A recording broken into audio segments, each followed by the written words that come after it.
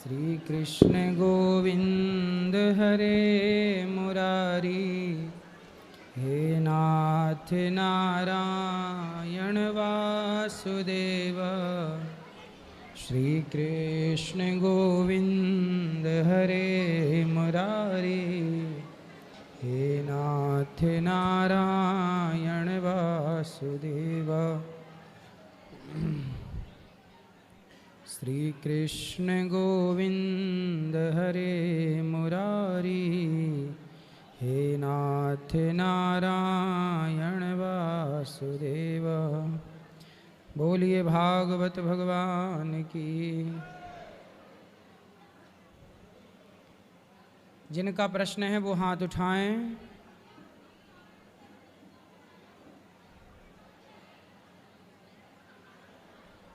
जिनका प्रश्न है।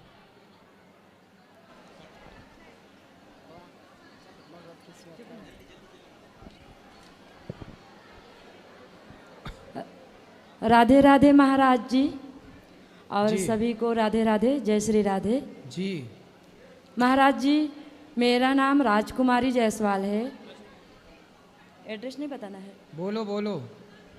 मेरा नाम राजकुमारी जायसवाल है जी। मैं छत्तीसगढ़ सूरजपुर जिला से आई हुई हूँ। महाराज जी, मैं हमेशा चाहती हूँ कि मैं चुप रहूँ, पर मेरे परिवार में, रिलेशन में ऐसा कुछ मेरे साथ कोई झूठ बोलता है या गलत करता है तो मैं चुप नहीं रह पाती हूँ।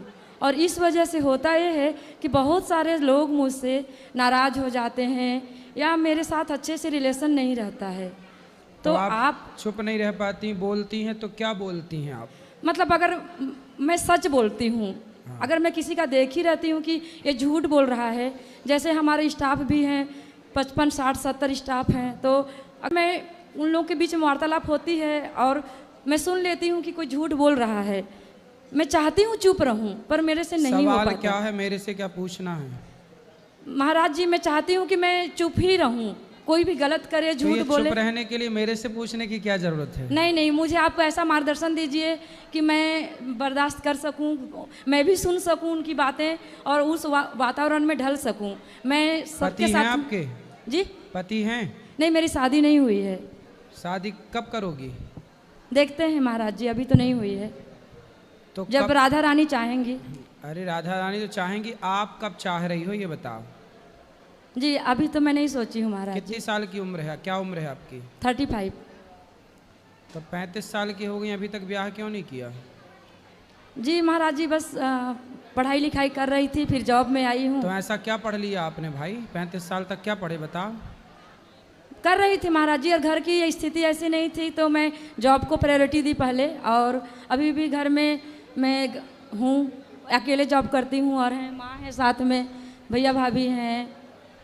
तो आगे शादी ब्याह करोगी कि नहीं? देखते हैं, अभी मिल जाएंगे अच्छे से तो कर लूँगी। अच्छी अभी तक मिले नहीं 35 साल में? नहीं महाराज जी, ऐसा नहीं कि सब अच्छे नहीं हैं, अब राधा रानी की कृपा नहीं हुई है मेरे ऊपर। अरे हो गई कृपा। जी जी। शादी ब्याह जल्दी करो जी। और ज़्यादा बोला मत करो, चुप रहा करो, सब जी। काम करो मन लगा के बस। जी बहुत बहुत धन्यवाद महाराज। खुश रहिए। राधे राधे गुरु जी। जी। गुरु जी, मैं अंडमान निकोबार से आई हूँ और मेरा नाम श्यामल चंद्र दास है। गुरु जी, मैं जीवन में तो कभी झूठ कपट नहीं किया है, लेकिन मेरे साथ में भगवान ये दुख तकलीफ का बोझा मेरा सिर पर क्यों डाला है? क्या दुख है आपको? सर, बहुत किस्म का, मेरा बच्चों से भी हमको कोई शांति नहीं मिलता। बच्चे कैसे हैं आपके? सेवा नहीं करते आपकी? बच्चे सारे गलत रास्ते में है। क्या करते हैं? कुछ नहीं करते। बच्चे क्या करते हैं? कुछ नहीं करते। काम नहीं करते। शादी ब्याह हो गई? नहीं हुआ। तो आपने बच्चों को संस्कार नहीं दिए तरीके से। शराब पीते हैं बच्चे? जी। मांस खाते हैं? सब कुछ करते। तो आपने उनको शुरू से संस्कार नहीं दिए। जब आप संस्कार नहीं दोगे तो फिर रोना तो पड़ेगा। और दोष आप भगवान का दे रहे हो कि भगवान ने हमें दुख क्यों दिया। अरे आपने भगवान ने तो आपको पुत्र दिए, आपने संस्कार क्यों नहीं दिए? पिता का धर्म क्यों नहीं निभाया? माता शत्रु पिता वैरी, ये न बालो न पाटिता न शोभते सभा मध्य हंस मध्य बको यथा। पिता का कर्तव्य क्या है? बच्चों को संस्कार देना। आपने क्यों नहीं दिया? अब रोने से क्या होगा? इसलिए आपको पिता धर्म निभाना था, तब तो आप निभाए नहीं। अब दोष भगवान को देने से क्या होगा? ईश्वर दोषी नहीं होता किसी दुख का। भगवान की आपसे कोई दुश्मनी नहीं है। भगवान ने आपको दुख नहीं दिया, आपकी लापरवाही ने आपको दुख दिया है। ठीक, सही है कि गलत है? सही है। आपने बच्चों को संस्कार नहीं दिए जब वो छोटे थे, जब वो समझने के लायक थे, सुनने के लायक थे, तब आप अपने काम धाम में बिजी थे, जी, है ना? तब आपको पैसा कमाना था, तब बच्चे हाथ से निकल गए।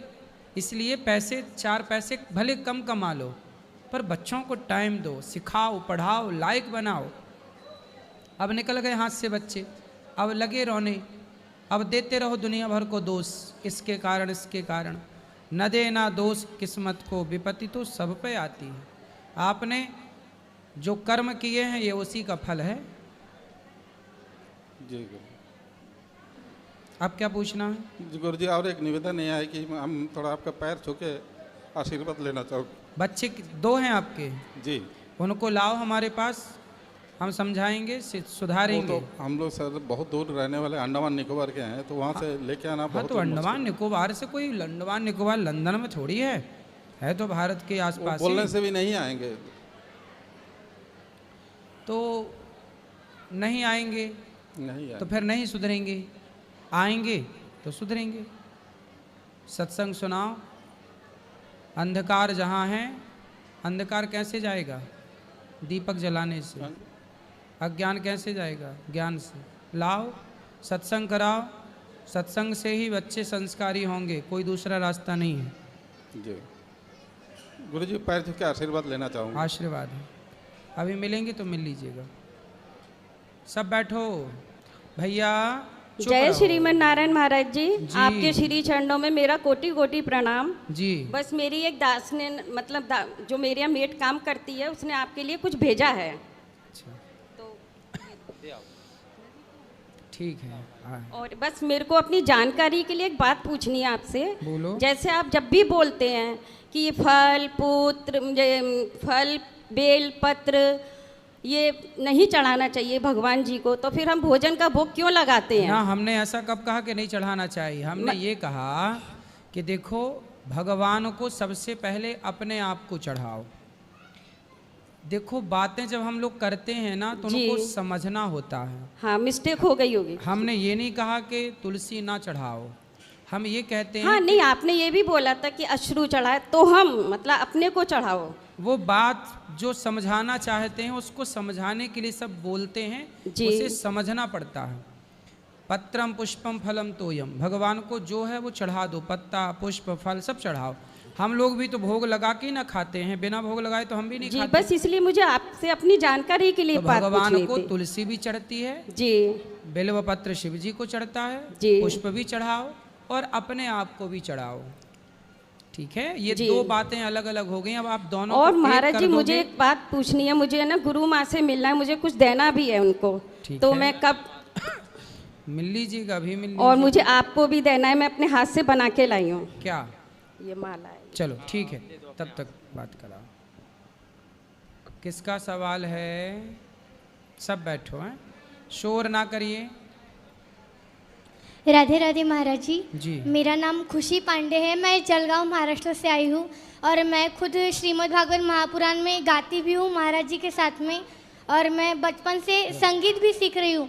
तो जैसे हम लोग कथा देखते हैं टीवी पर, तो आज मेरी यहाँ पे पूरी फैमिली आई है, बुआ जी आई है, भाई आए हैं, बहन आई है, बड़ी माता जी, मम्मी। तो जैसे मैं गाती हूँ तो मेरा ऐसा था कि बचपन से, मतलब जैसे आपको सुन रही हूँ तो ऐसी इच्छा थी कि मैं आपके सामने कुछ गाऊँ।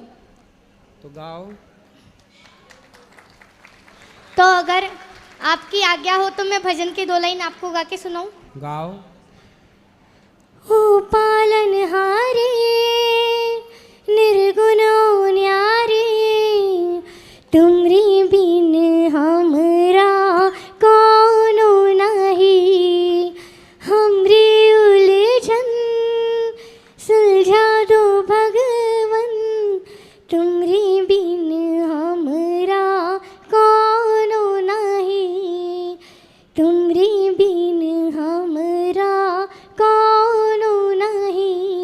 बहुत सुंदर। तुम्हें हमका हो संभाले, तुम हमरे रखवाले, तुमरी भी। और बस महाराज जी आप आशीर्वाद दीजिए खुश रहिए। कि हमारे घर में सुख समृद्धि हमेशा ऐसे बनी सुखी रहे रहिए, सुखी और नारायण की कृपा हमेशा बनी रहे। जय श्रीमन जय नारायण। श्री राम। बोलो मैया, ये नाम लिखो। हाँ ठीक है, मैंने स्पर्श कर लिया।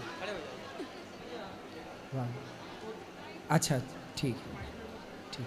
अभी मिलूंगा मैं आपसे प्रश्नोत्तरी के बाद, अभी मिलूंगा मैं आपसे। मैं कर लिया ये, मैं अभी मिलूंगा। ठीक, खुश रहिए मैया, आपने सहयोग किया, बहुत धन्यवाद। अभी मिलूंगा मैं आपको जी, बैठ। राधे राधे गुरुजी। जी गुरुजी मेरा एक सवाल है कि हमारे घर में जैसे लड्डू गोपाल हैं, मैं शिवजी का कंकड़ पत्थर लेकर आई हूँ, तो मैं उनको भी पूजा पाठ करती हूँ। लक्ष्मी जी हैं, गणपति जी हैं, तो सभी जी को मतलब सभी को भोग लगाती हूँ। तो भोग लगाने के लिए मैं एक ही थाली में सभी को भोग पवाती हूँ, तो वैसा ही करना है? क्योंकि मैं अगर कान्हा जी को भोग लगाती हूँ तो तुलसी जी उसमें पड़ती है, और कहते हैं कि शिव जी को तुलसी जी नहीं चढ़ती हैं। ऐसा है कि जब आप भगवान कृष्ण को, कान्हा जी को, भगवान नारायण को भोग लगाते हैं तो वह भोग लगाने के बाद जो प्रसादी बची तो वह प्रसादी शंकर जी ग्रहण करते हैं। अच्छा। तो वो एक थाली जब भगवान शालिग्राम जी भगवान नारायण को लग गई जी। तो फिर वो सबको लग गई। अच्छा। अलग से किसी को लगाने की जरूरत, शंकर जी वही प्रसाद पाते हैं। अच्छा, तो सबको अलग से लगाने की ज़रूरत नहीं है ना अब, तो इसीलिए मैं वही क्वेश्चन था।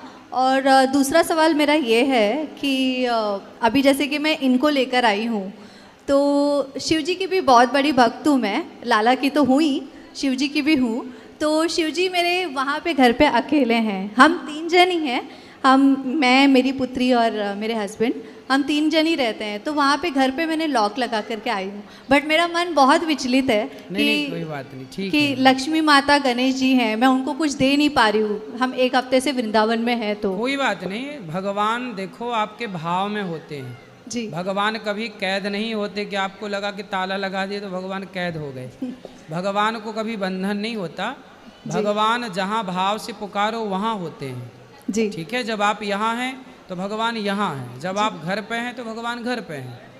जी, ऐसा भाव रखना चाहिए। जी जी। और एक और चीज़ है, माफ़ी, बट आपने एक कथा में कहा था, जो मैं सुनती हूँ आपकी कथाएं जी, हमेशा, तो एक रील पे आपने कहा था कि जब भी आपकी सास हो या ननद हो, तो अगर आपका घर है, आप जब एक बार शादी करके आती हैं तो वहीं पे रहा करो, कुछ भी हो जाए, भले ही कुछ भी हो जाए, कितना भी परेशानी झेलो, लेकिन आप वहीं पे रहो, उनके छाती पे मूंग दलो, जैसा कि आपने कहा था। तो मेरे केस में पूरा ही अलग हो गया है महाराज जी, मतलब मैं वहाँ पे रह के भी ऐसा लग रहा था कि मैं नहीं हूँ, मेरी कोई कह सकते कि कोई बातें नहीं सुनना, या उनके हिसाब से सारी चीज़ें होती है, जो मेरी ननद कह देती है वही चीज़ें वो मेरी माता जी करती है, मेरी सास करती हैं। तो उस केस में मुझे क्या करना चाहिए? मैं बहुत ही उस चीज़ को लेकर परेशान। ननद की अभी तक शादी नहीं हुई? जी नहीं महाराज जी, वो भी मेरे सेम एज की ही है। फटाफट उसकी शादी कराओ। वो कर ही नहीं रही है ना महाराज जी, वही तो दिक्कत है। तो वो साधु बनाओ, फिर भेजो वृंदावन। जाओ सन्यास लो, घर में काहे खकल रही हो सबको। मैंने इस चीज़ में मैं कुछ नहीं कह पाती हूँ, क्योंकि मुझे डर लगता है कि अगर मैंने कुछ कहा तो वो मुझे ही चढ़ बैठेगी मुझ पे। नहीं, आप कहना भी मत, लेकिन उनकी जल्दी से जल्दी लड़का बढ़िया देख के शादी ब्याह कराओ, विदा करो। समय से लड़की विदा हो जाए तो बढ़िया है। आप ही उनको कुछ कह दीजिए कि कुछ ऐसा हो जाए, क्योंकि उनको तो काफ़ी फोटोज, मैं तो बात नहीं करती उनसे, लेकिन क्यों? खट्टी चल रही है। काफ़ी कुछ उथल पुथल हो चुका है महाराज जी, तो सासू माँ से भी हो चुका है उसी के चक्कर में, लेकिन मेरा मन नहीं मानता महाराज जी। मैं चाहती हूँ कि मैं एक साथ सबको लेके चलूँ, बट मैं कुछ कर नहीं पाती। सही है, जब माँ अपनी बेटी के चक्कर में पड़ जाती है ना, तो फिर वो दोनों माँ बेटी दोनों गुरु शिष्य हो जाती हैं। महाराज जी मैं फिर उन्हें अकेली कोई हो समझा जाती नहीं हूँ। सकता। यदि माँ बेटी की ट्यूनिंग बन गई तो फिर उन्हें ब्रह्मा नहीं समझा सकते, है ना।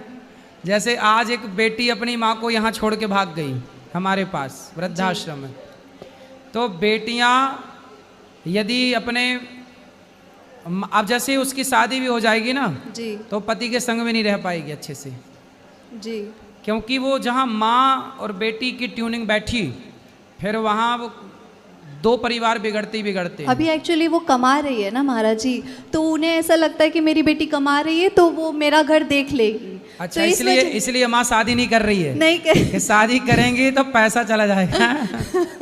और वो रुकती भी है ना महाराज जी, उनको फोटो दिखाया जाता है बट वो सारे लड़कों को मना कर देती है। सारे लड़कों को कई फोटोज दिखाए गए हैं मेरे रिश्तेदारों में, लेकिन वो पसंद ही नहीं करती किसी को। अच्छा है वो लड़के बच ही रहे बेचारी से, भला है उन लड़कों का, बच गए। तो उस केस में क्या करना चाहिए महाराज जी? बस बचने दो, लड़कों को ना मारो ना मरवाओ। तो मैं अभी जीने वहाँ दो। से अलग रहती हूँ महाराज जी। हाँ, आप क्योंकि- अलग ही रहो बिल्कुल।